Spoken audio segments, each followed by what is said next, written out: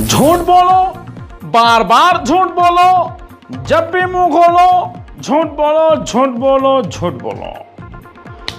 ये माननीय मोदी जी का एक वीडियो आपको याद होगा, भूल गए क्या?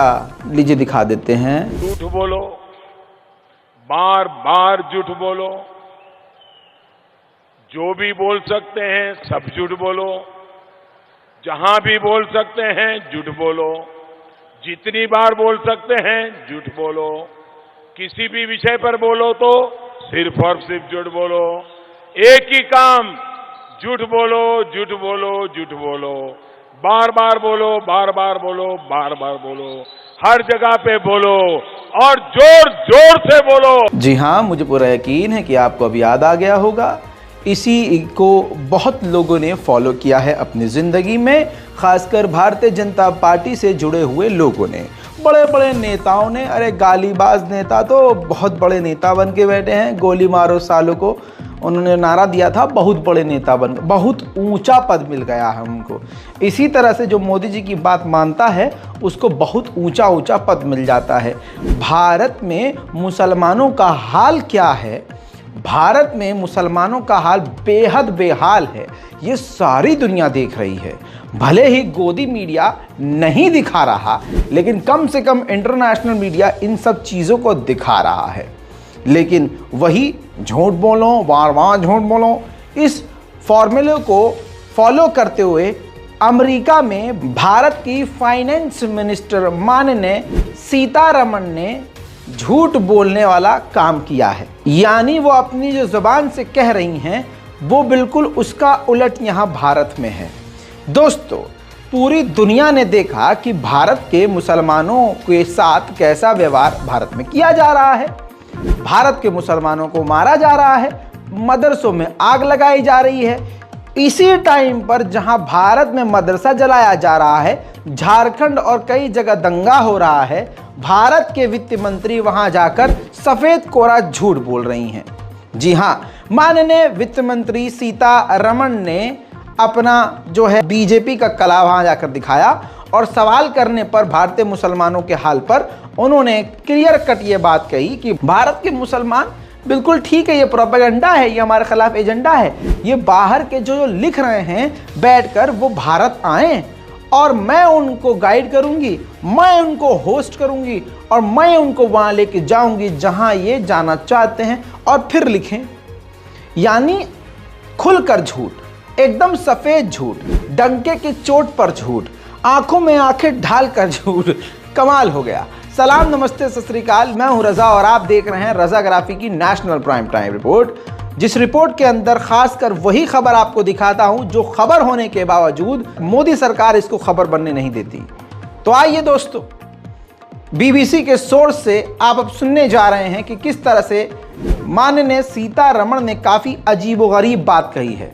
हत्ता कि उन्होंने ये तक कह दिया कि भारत के अगर मुसलमान परेशान हैं तो सबसे तेजी से इनकी जो है आबादी क्यों बढ़ रही है?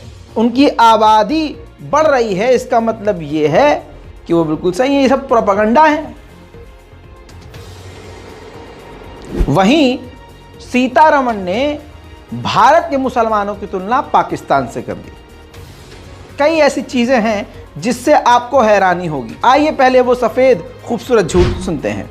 So I would rather invite these people who write these reports to come to India. I'll host them. I'll host them. Let them come and let them travel alone India and prove their point.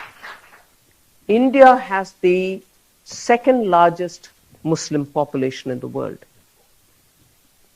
And the population is only growing in numbers. If there is a perception or if there's in reality, their lives are difficult or made difficult with the support of the state, which is what is implied in most of these write-ups. I would ask, will this happen in India, in the sense, will the Muslim population be growing than what it was in 1947? Pakistan declared itself an Islamic country, but however is said, minorities will be protected. Every minority has been dwindling in its number, or if I may use the word which is harsher, decimated in Pakistan. सुना दोस्तों, चलिए अब जो रजाग्राफी सवाल कर रहा है उस सवाल पे आपकी सहमति है कि नहीं नीचे कमेंट कीजिएगा। माननीय सीतारमण जी ने यह साबित कर दिया है कि वो कितनी शार्प दिमाग की हैं और कितनी ज्यादा पढ़ी लिखी हैं। आइए उनका ये फॉर्मूला उठाते हैं। उन्होंने कहा है, उनके बयान से ये मतलब है कि जिस देश में जो समुदाय परेशान होगा उसकी आबादी नहीं बढ़ेगी, ठीक है। और अगर जिस देश के जिस समुदाय के लोगों की आबादी बढ़ रही है वो परेशान नहीं है, वो निशाने पर नहीं है, वो किसी भी तरह से परेशानी में नहीं है। दोस्तों, माननीय सीतारमण जी के मुताबिक जो समुदाय आबादी अपनी बढ़ा रहा हो वो पिछड़ा नहीं है, परेशान नहीं है, उन पर कोई जुल्म नहीं हो रहा, अत्याचार नहीं हो रहा। ये कहने का मतलब है तो अफ्रीका में बहुत तेजी से रोजगार मिल रहा है। अफ्रीका की जनसंख्या इतनी तेज बढ़ रही है कि हर परिवार के पास, हर पति पत्नी के पास उनके 4 बच्चे हैं। एवरेज बता रहा हूं 2022 के मुताबिक जो लेटेस्ट रिपोर्ट है। अब तो यह भी कहा जा रहा है कि 4 से 5 बच्चे हर परिवार पर हैं। तो ऐसे में क्या ये माना जाए कि वहां जो है भुखमरी की मार नहीं है, गरीबी की मार नहीं है, इसको विकासशील देश घोषित कर दिया जाए? यही माननीय सीतारमण जी हैं जिन्होंने कुछ दिन पहले यह भी कहा था प्याज और लहसुन महंगे होने पर कि मैं प्याज नहीं खाती। अच्छा, इसके अलावा याद होगा जब डॉलर मजबूत हो रहा था और इंडियन करेंसी हमारी डाउन हो रही थी, इस पर यही हमारी इंटेलिजेंट माननीय सीतारमण ने कहा था, लिसन, भारतीय रुपया कमजोर नहीं हो रहा है, ये डॉलर मजबूत हो रहा है। कमाल है। हम और हमारे साथ पूरा देश चकड़िया गया था कि ये इसका मतलब क्या है। जब तक हम मतलब निकालते, माननीय सीतारमण जी का नया बयान आ गया जिसके मुताबिक भारत में मुसलमान सकुशल मंगल हैं, जबकि तस्वीरें कुछ और हैं। एक तरफ माननीय सीतारमण जी ये कह रही थी, दूसरी तरफ उसी वक्त भारत में, भारत की राजधानी दिल्ली में मदरसा खुलेआम दिन दहाड़े गिराया जा रहा था। बंगाली मार्केट, दिल्ली का मशहूर इलाका, वहां पर 250 साल पुरानी मस्जिद के हिस्से को, यानी जिसका नाम इस्लामिक मदरसा तहफ़्फ़ुज़ुल कुरान है, बिल्डोजर ने पूरी तरह से तोड़ दिया। बाकी माननीय निर्मला सीतारमण के मुताबिक भारत में मुसलमानों पर कोई जुल्म और सितम नहीं हो रहा है। यानी खुलकर अब सरकार सरकारी तौर से झूठ बोल रही है।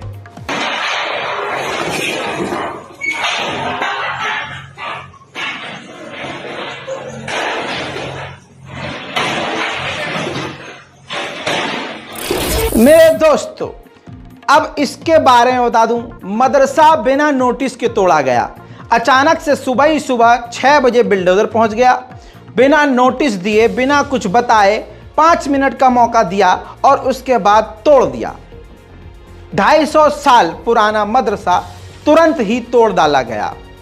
मेरे दोस्तों, सरकार के द्वारा ये सारी गुंडागर्दी, मोदी सरकार के द्वारा, मोदी सरकार के इशारे पर ये सब कुछ हो रहा है। यानी सरकार खुद मुसलमानों को मिटाने का काम, परेशान करने का काम कर रही है। महमूद पराचा वकील जो हैं, जब वहां पहुंचे मदरसे के तोड़ने का विरोध करने के लिए, तो पुलिस वालों से उनकी क्लियर कट नोक झोंक हुई, क्योंकि महमूद पराचा ने नोटिस मांग लिया, डॉक्यूमेंट मांग लिए। लेकिन उस नोक झोंक में एक बात दुनिया का जाहिल तरीन इंसान भी समझ जाएगा कि किस तरह से पुलिस की गुंडागर्दी और सरकार की एक तरफा गुंडागर्दी मुसलमानों पर कायम है और मुसलमानों को लगातार इसी तरह से दबाया जा रहा है, परेशान किया जा रहा है। महमूद पराचा का ये नोक झोंक का वीडियो आपको देखना चाहिए। आप मेरी तरफ से एफआईआर दर्ज करें। इनके पास कोई ऑर्डर नहीं है। जो कंप्लेंट आप दे दीजिए। ना मैं आपको कर रहा हूँ, आप दे दीजिए जो कंप्लेंट। रिटर्न में कंप्लेंट करने की कोई काम में जरूरत नहीं है। आपके सामने ऑफेंस काम करने आप काम कर रहे हैं, ये जो आप काम कर रहे हैं। आपके पास ऑर्डर है असिस्टेंट का कोई? मुझे दिखाइए। बिना इसके नहीं आते। दिखाएं, मुझे दिखाएं। मैं आपको जरूरत पड़ी तो दिखा दूंगा। मैं एक नागरिक हूँ, मैं इसका वकील हूँ। मैं कोई बात नहीं, मैं दिखाएं, मुझे दिखाएं ऑर्डर। बिल्कुल है हमारे पास। दिखाएं ऑर्डर। आप जो कहेंगे सारे कागज मिलेंगे आपको। दिखाएं। मैं अभी नहीं दिखाऊंगा आपको। नहीं, क्यों नहीं दिखाएंगे आप अभी? जब जरूरत पड़ेगी दिखाऊंगा मैं। नहीं, जरूरत है ना, मैं मान रहा तो हूँ। आप मांगिए ना। ये आपने काम करा रहे हैं, आपके सिविल वाले करा रहे हैं। आंखों के सामने आपसे डकैती हो रही है यहाँ पे। ये डकैती है, ये डकैती है। जो कहना है आप सिविल डिपार्टमेंट। मैं किसी ने कह रहा, मैं आपसे कह रहा हूँ। मैं उनसे नहीं कह रहा, मेरा उनसे वो तो तुम गुंडे हैं मेरी नजर में। मैं आपको शिकायत कर रहा हूँ। आपने जो कहना मैं आपसे मैं लिख के बाद में दूंगा। पहले आप यहाँ मौजूद हो, आपकी मर्जी से ये डकैती हुई है, यहाँ पे सामान लूटा है और ये तोड़ा है। ये बात सही है? आप कह रहे हैं तो आप ये कह रहे हैं मुझसे, मेरे से वो तो गुंडे हैं मेरे। मांगी जाती दिखा दें ऑर्डर। मैं इतनी फोर्स मुझे नहीं पता। पुराने आदमी देखा दोस्तों, माननीय सीतारमण जी कितना सच बोल रही हैं। भारत के मुसलमान हाँ बिल्कुल सही सलामत है, उन पर कोई जुल्म नहीं हो रहा है। पागल कहीं के, ये फालतू में यार प्रोपेगेंडा चला रहे हैं भारत के खिलाफ। भारत तो विश्व गुरु है। ये तस्वीर देखिए मेरे दोस्तों, ये भी एक मदरसे की है, हाल में जिस मदरसे को जलाया गया है। दोस्तों ये वही मदरसा अजीजिया से मिला हुआ राख के ढेर में आधा जला हुआ पन्ना है, जिसमें रावण का सर और दशहरा के बारे में लिखा हुआ निबंध दिखाई दे रहा है। ऐसे दिखाई दे रहा है, यानी इस मदरसे ने खूब कोशिश की थी सेकुलर बनने की, सेकुलर तालीम देने की, लेकिन फिर भी मुशरिकीन इस मदरसे से राजी ना हुए और आग के हवाले कर दिया गया। बिहार शरीफ का यह मदरसा जो सैकड़ों साल पुराना था, पूरी प्लानिंग के तहत आग के हवाले कर दिया गया, जिसके अंदर हिंदुइज्म के बारे में भी पढ़ाया जाता था। लेकिन माननीय सीतारमण के मुताबिक भारत के मुसलमान सकुशल मंगल हैं। पूरे देश में अचानक से मस्जिदों और मदरसों पर हमले खुलकर होने लगे हैं और सरकारी तौर से होने लगे हैं, जिसमें पुलिस भी आतंकवादियों के साथ और कट्टरवादियों के साथ नजर आ रही है। झारखंड की तस्वीरें साफ हैं जो मैंने आपको कल दिखाई थी। लेकिन क्या कभी आपने आंखें बंद करके ध्यान लगाकर समझने की कोशिश की है कि ये हालात कौन बना रहा है? कौन ऐसा नेता है, किस पार्टी का नेता है जिसने मदरसों के खिलाफ बयान दिया और तुरंत मदरसों में आग लगना शुरू हो गई? ये होना चाहिए ऊपर। देखिए, सच बोलने के लिए ये होना चाहिए, जिगर होना चाहिए। लोग कहते हैं रज़ा भाई तुमको डर नहीं लगता? भाई तुम्हें अपने आप को इंसान कहते हो? चलो इंसान कहते हो, मुसलमान कहते हो? अबे मुसलमान तो सबसे बड़ा जिगरा रखने वाली कौम है। अब मैं क्या करता हूँ? मैं लड़ता हूँ, भिड़ता हूँ? कुछ नहीं करता। मैं सच बोलता हूँ। क्यों बोलता हूँ? अपने लिए बोलता हूँ, आपके लिए बोलता हूँ, इस देश के लिए बोलता हूँ, अल्लाह की खुशनुदी के लिए बोलता हूँ। मैं बुरा हूँ अपनी पर्सनल लाइफ में जैसा भी हूँ, लेकिन इस देश के लिए, कौम के लिए जो कर रहा हूँ वो एक अहम चीज़ है, उसकी आपको कदर नहीं है। इसलिए कहता हूँ हमारे चैनल को जितना आप शेयर कर सकते हैं शेयर कीजिए, क्योंकि मैं भी देखता हूँ, मेरे माँ बाप खुद, मेरी माँ भी दूसरे चैनल को भी देखती है और कहती है देखो ये इतना नहीं बोलता रज़ा, तुम ज़्यादा बोलते हो। मेरा बूढ़ा बाप वो टेंशन में, आप समझ रहे हो। लेकिन आपको कदर नहीं होती, आप तौल नहीं पाते कि कौन कितना बड़ा ख़तरा मोल ले रहा है। बहरहाल हस्बी अल्लाह व निअमल वकील, हमारे लिए हमारा परवरदिगार काफ़ी है। इस भारत में कानून से ऊपर कोई चीज़ नहीं। जुल्म कितना हो हमेशा कायम नहीं रहता। स्क्रीन पर रिपोर्ट देखिए, मदरसों को गिराने वाली बात कौन कह रहा था? अभी 1-1.5 हफ्ते पहले ही हेमंत बिस्वा शर्मा कर्नाटक में इन्होंने खुल्लम खुल्ला कहा था, मैंने 600 मदरसा बंद कर दिया आसाम में और सारे मदरसे को मैं बंद कर दूंगा। और दोस्तों इससे पहले आरएसएस के इवेंट में भी हेमंत बिस्वा इस बात को कह चुके हैं। यानी एक खास पार्टी है, उसके खास नेता हैं जिन्होंने मदारिस के खिलाफ, मदरसों के खिलाफ जहर उगला, और उसके बाद ये सब तस्वीरें, मदरसों पर बुलडोज़र चलना, मदरसों का तोड़ा जाना, ये सब होना शुरू हुआ। फिर इन मदरसों को ही, मदरसों के खिलाफ कौन बोला? भारतीय जनता पार्टी। फिर इसके बाद देखिए, समझिए आप, मदरसों के खिलाफ भारतीय जनता पार्टी बोली, फिर इसके बाद भारतीय जनता पार्टी के एजेंट काम पर लग गए, यानी गोदी मीडिया। तुरंत गोदी मीडिया के बड़े बड़े चैनलों ने मस्जिद और मज़ार और मदारिस को निशाना बनाना शुरू कर दिया। सुधीर तिहाड़ी का स्पेशल प्रोग्राम आपने ज़रूर देखा और सुना होगा। देश में मज़ारों का अतिक्रमण मॉडल, मज़ार जिहाद पर खुलासे का दूसरा भाग, यानी पूरी इन्होंने सीरीज़ बनाई, और दोनों सीरीज़ में बार बार दिल्ली की शाही जामा मस्जिद की तस्वीर दिखाकर पूरे देश के लोगों के दिमाग में अतिक्रमण वाली जगह ये जामा मस्जिद दिखा दी। इसी तरह से सुदर्शन के चैनल के संपादक और उसके मूत्रकार तमाम लोगों ने मदरसा जिहाद, लैंड जिहाद, ये सब चलाना शुरू किया। ये सब आप देख चुके हैं। मैं कड़ी से कड़ी जोड़ रहा हूं, क्योंकि मुसलमान सब कुछ देखकर भी जबा जबा जब्बा, हाँ बिल्कुल ऐसे हुए पड़े कि कुछ समझ में नहीं आ रहा, कुछ बोला नहीं जा रहा। ये देखा, ये कितना बड़ा षड्यंत्र चल रहा है। उसके बाद मुसलमानों पर हमला शुरू, मदारिस को तोड़ना शुरू, मस्जिदों को तोड़ना शुरू कर दिया गया।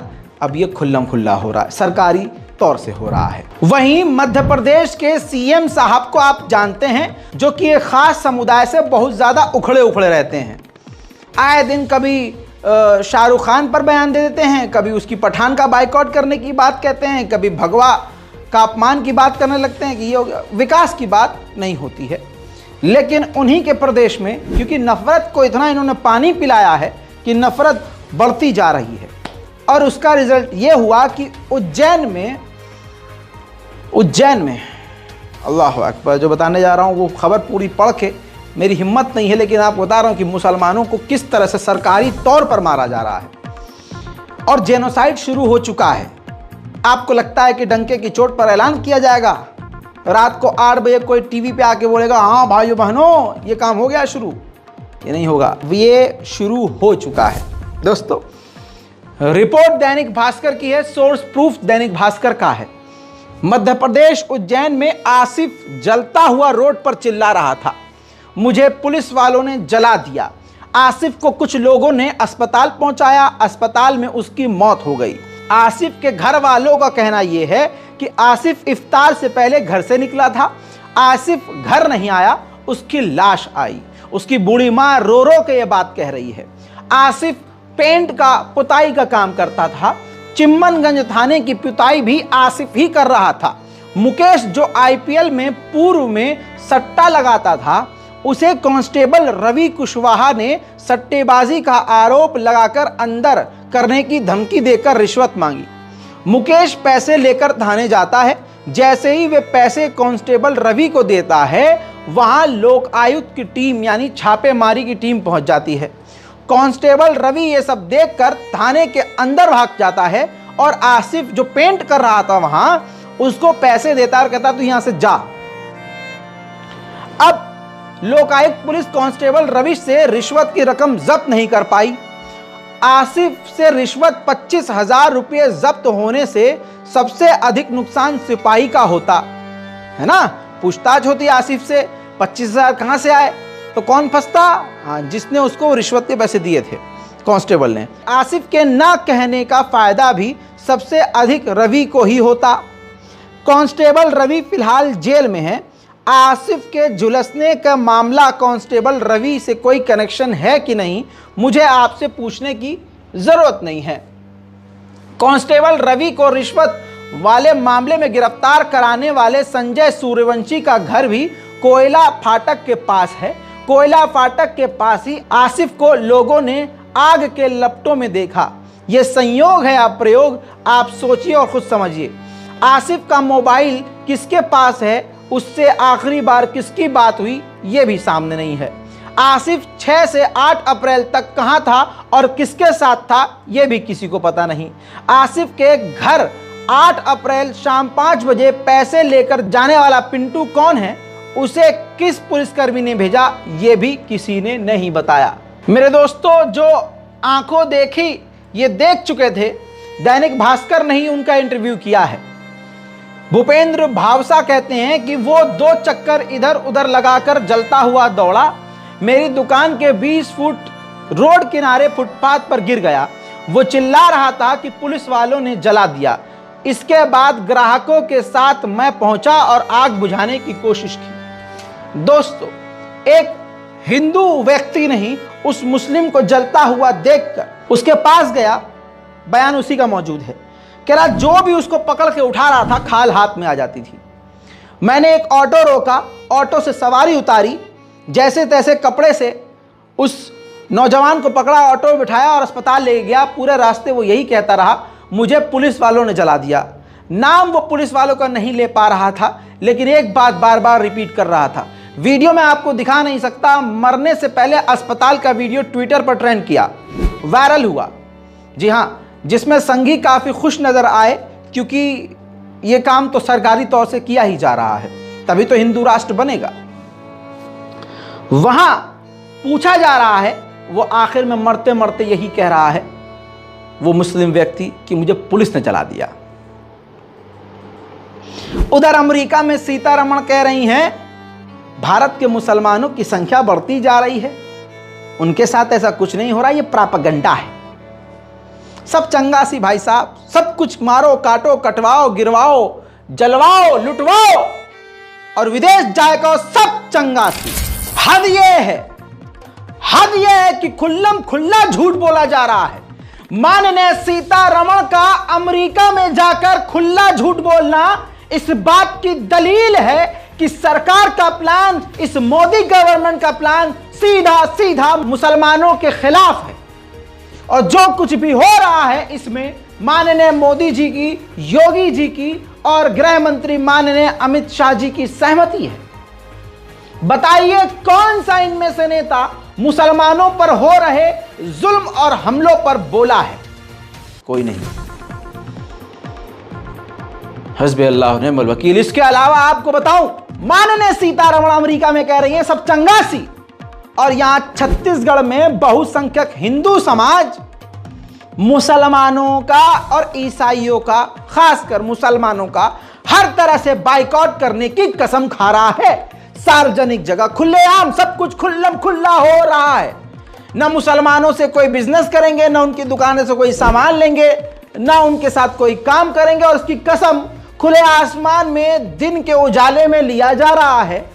और गोदी मीडिया इसको छुपा रहा है, क्योंकि गोदी मीडिया सरकार के साथ मिला हुआ है और सरकार का इरादा साफ साफ नजर आ रहा है। देखिए, मुकेश चांडक, आप अपने नाम लेंगे सभी। आज यह संकल्प लेता हूं या लेती हूं कि पूर्ण रूप से गैर हिंदू, चाहे वो मुस्लिम हो या ईसाई हो, किसी भी प्रकार का व्यापारिक लेन देन नहीं करेंगे, चाहे वो दूध, फल, गत्ता, कबाड़, किराना, किसी भी प्रकार का सामान हो।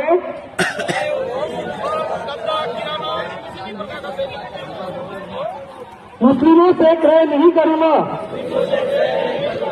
मैं यह प्रतिज्ञा लेता हूं कि उनका पूर्ण रूप से आर्थिक बहिष्कार करूंगा। प्रभु श्री राम से प्रार्थना करते हैं कि हमारे इस संकल्प को पूरा करने की उपयुक्त शक्ति दें और मनोवृत्ति प्रदान करें। हमारी प्रतिज्ञा संपूर्ण हुई। जय श्री राम।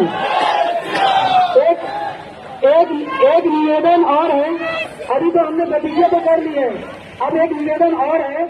हम हमारे व्यावसायिक प्रतिष्ठानों पर धार्मिक चिन्ह जैसे स्वास्तिक, शुभ लाभ, ओम, इन सभी का लाल कलर के सिंदूर से, केसरिया कलर के सिंदूर से बनाएं और ये ऐसी जगह पर बनी हुई होनी चाहिए कि यदि कोई भी ग्राहक आए तो उसे दिखना चाहिए ताकि वो आसानी से पहचान सके कि ये भारतीय जनता पार्टी है जहां झूठ और सिर्फ झूठ और सिर्फ झूठ मिलता है।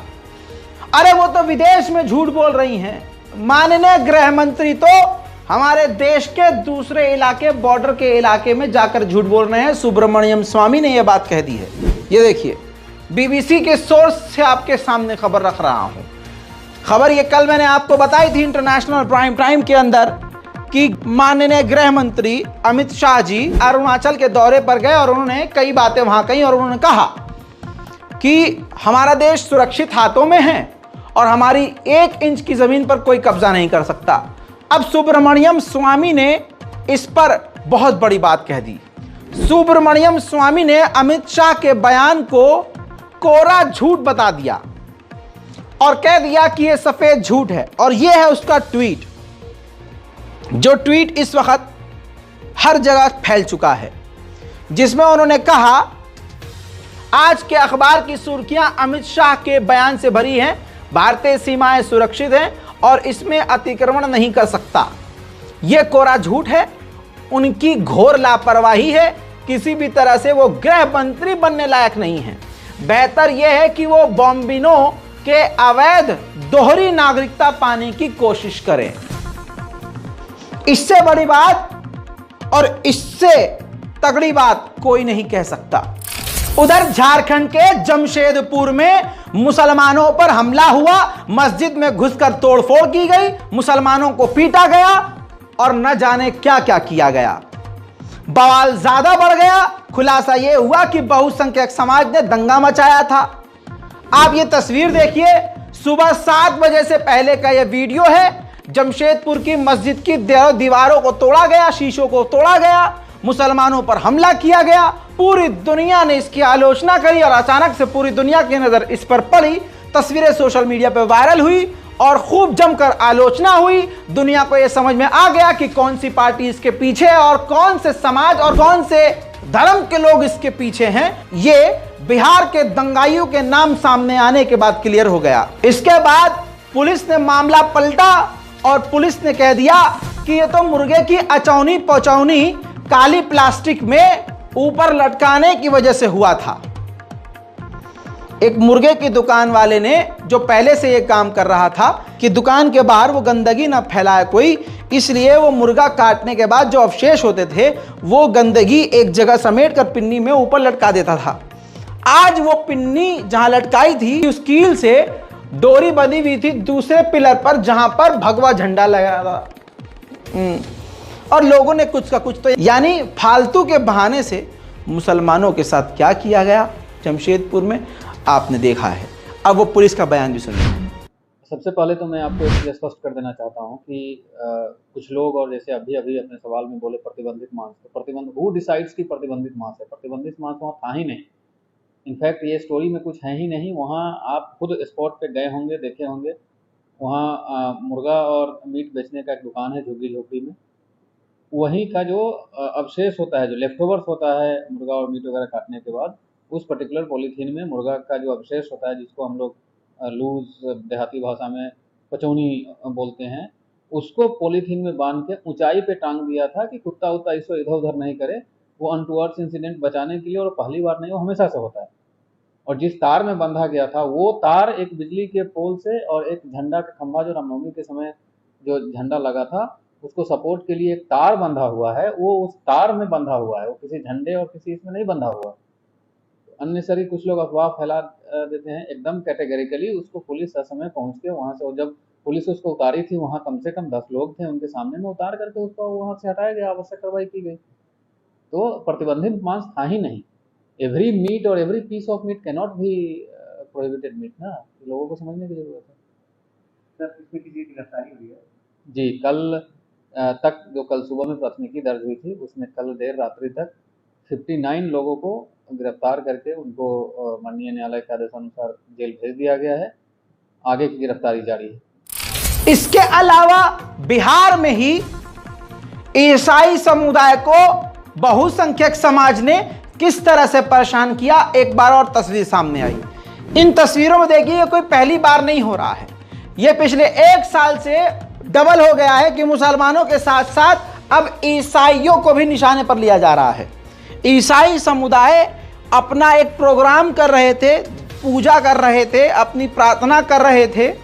ये हिंदू राइट ग्रुप के बंदे वहां पहुंचे जहां लगभग 200 ईसाई समुदाय के लोग मौजूद थे और पुलिस प्रशासन के साथ पहुंचे। और आपको पता है कि प्रशासन इन गुंडों का हमेशा साथ देती है। वहां जाकर सबको परेशान किया और कहा कि ये कन्वर्जन कर रहे हैं, हिंदुओं को ईसाई बना रहे हैं। इससे पहले आपने तमाम तस्वीरें देखी हैं जिसमें पूरे भारत में ईसाइयों पर हमले हुए। अभी यही जो दिसंबर में क्रिसमस डे गुजरा, उसमें आपने ये भी सुना कि किस प्रकार से क्रिसमस मनाने वाले ईसाई परिवार को घर के अंदर घुस के मारा गया। जो सेंटा बन के घूम रहा था उसको पीटा गया हिंदुत्व के गुंडों के द्वारा। इसी तरह से आपने देखा हमारे देश का अंबाला का इलाका हो या कोई और, ईसाइयों के भगवान की मूर्ति को तोड़ दिया गया, जीसस क्राइस्ट की मूर्ति को तोड़ा गया। दोस्तों, ईसाइयों पर हमले होने शुरू हो गए और यही बहुसंख्यक समाज का एक सड़ा हुआ अंग ईसाइयों पर जबरदस्त हमले करने लगा। हाल यह हो गया कि उनके देवता की मूर्तियों को तोड़ा जाने लगा और चर्च पर खुला हमला होने लगा। जैसे ही लोगों ने मोदी जी से सवाल किया, तुरंत आज मोदी जी गिरजाघर में नजर आ गए। यानी ईसाइयों के लिए कुछ बोलेंगे नहीं मोदी जी, लेकिन जब इन्हीं के चाहने वाले ईसाइयों पर हमला करेंगे तो ये चर्च पहुंच जाएंगे। जय जीसस वंदे चर्चनम अब कर रहे हैं। इसी तरह से जब मुसलमानों पर जुल्म और सितम की सारी हदें पार हो जाती हैं और दुनिया भर से मोदी जी से सवाल पूछा जाता है तो तुरंत मोदी जी एक खास समुदाय के बीच चले जाते हैं। बोहरा समाज के मुसलमानों से हाथ मिलाकर, उनके साथ बैठकर, उनके धार्मिक प्रोग्राम में हिस्सा लेकर फौरन जो है सर्फ एक्सेल जैसी धुलाई कर लेते हैं जो कीचड़ लगा हुआ होता है। अब फिर से मुसलमानों पर हमले हो रहे हैं। शायद फिर से बोहरा मुस्लिम समाज के साथ मोदी जी की जल्द तस्वीर सामने आ जाए।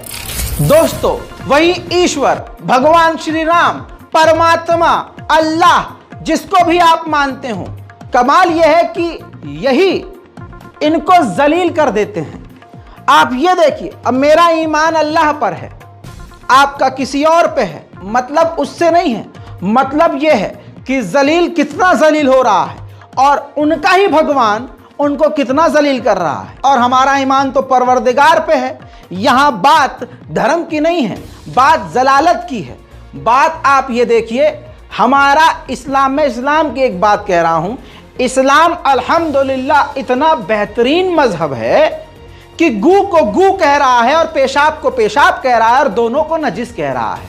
और दूसरों को देखिए, गू को पवित्र बताने लगते हैं, पेशाब को पवित्र बताते हैं और जमकर पेशाब बदन पर मलते हैं और गोबर भी खाते हैं और पेशाब भी पीते हैं, गौमूत्र। किसी ने तो यूं कहा था, भारतीय जनता पार्टी के नेता ने, कि गोबर अगर लेप ली जाए बदन पे तो परमाणु का जो इफेक्ट होगा वो हम पर नहीं होगा, जो जहर होगा वो हम पर असर नहीं करेगा। इसी तरह से कोरोना आया था तो आपने वो तस्वीरें देखी होंगी, जब कोरोना में गोबर इसका इलाज बताया जा रहा था और भाई साहब बहुसंख्यक समाज का एक झुंड ओपनली काउ ड्रिंक का ओपन प्रोग्राम रख रहा था। यानी दिल्ली जैसी जगह पर बैठकर, वो सार्वजनिक जगह पर बैठकर सारी भीड़ को, खुद भी गौमूत्र पी रहे थे और भीड़ को भी पिला रहे थे। कमाल यह है, इन तमाम चीजों के बाद रिपोर्ट देखिए, बहुत दुख की खबर है अंधभक्तों के लिए, बहुत ज्यादा दुख की। मतलब आज उनके लिए कयामत का दिन है। गौमूत्र स्वास्थ्य के लिए सही नहीं है, इसमें खतरनाक बैक्टीरिया, वायरस होते हैं। ये भगवान क्या जुल्म है। देश के प्रमुख पशु अनुसंधान निकाय IVRI ने अपने एक्सपेरिमेंट, अपने शोध में, अपनी रिपोर्ट में कहा,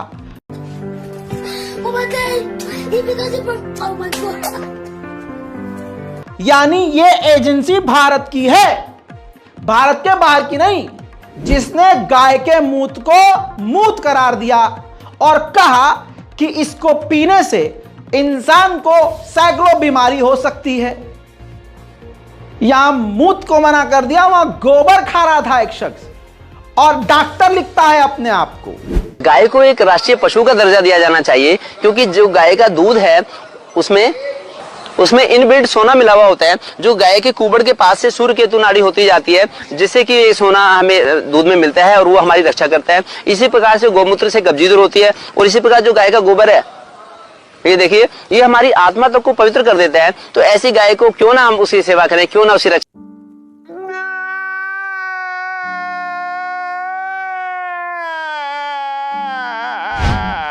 दोस्तों, ये हाल है, मस्जिदें गिराने की बात हो रही है, बहानों से मुसलमानों को मारा जा रहा है, मदरसों को गिराया जा रहा है, मुसलमानों को और ईसाइयों को परेशान किया जा रहा है, हमें मारकर हमें ही जेल में डाला जा रहा है, और विदेश जाकर, अमेरिका जाकर हमारी भारत की फाइनेंस मिनिस्टर कहती हैं सब चंगा सी।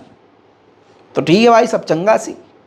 कैसी लगी आपको ये रिपोर्ट, और इस रिपोर्ट पर आपकी क्या राय है, नीचे कमेंट कीजिए, रिपोर्ट को शेयर कीजिए। भैया जी, जय हिंद।